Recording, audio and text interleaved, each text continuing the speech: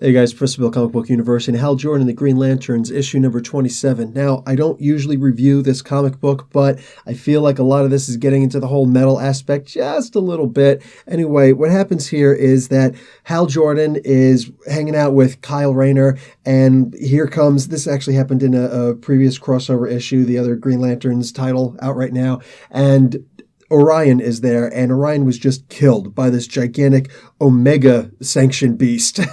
Wow. Impressive. Most impressive. This is basically like a Sentinel, not a Sentinel, Celestial over in Marvel, and it just takes this guy out. Now, make no mistake, this is the true heir, son of Darkseid, who works with the New Gods on New Genesis at this point, and oh my God, this guy is uber powerful, all right? Toe-to-toe with Superman, yes, ish with a caveat, but no, this guy is extremely powerful. Doesn't need to answer to the Green Lanterns at all, but he came expecting that Kyle Raynor was still a White Lantern and that he was going to be able to stop these beasts. Well, he's not anymore, so he can't. So Hal Jordan decided to try and keep these things occupied. Yeah, that's not going to work.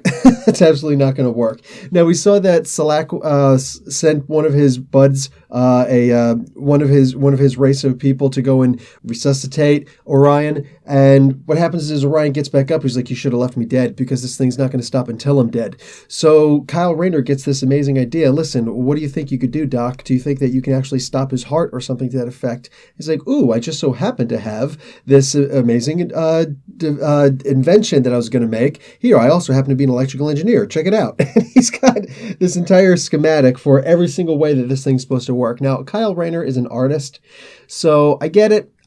Look, I just don't, it's not particularly believable. Even if you would have said that, let's say like John Stewart, who is an architect, was going to be able to do this. Yeah, no, no, because he's probably closer to a mechanical engineer than Kyle Raynor is. The closest that Kyle Raynor has to a mechanical engineer is a mechanical pencil. So, not very believable, but hey, I guess neither is Green Lantern rings that function on your willpower. So I'm willing to let it slide because, damn it, it's an awesome comic book. So he creates this device out of Green Lantern energy, and he's able to stab Orion with it, and it stops Orion's heart.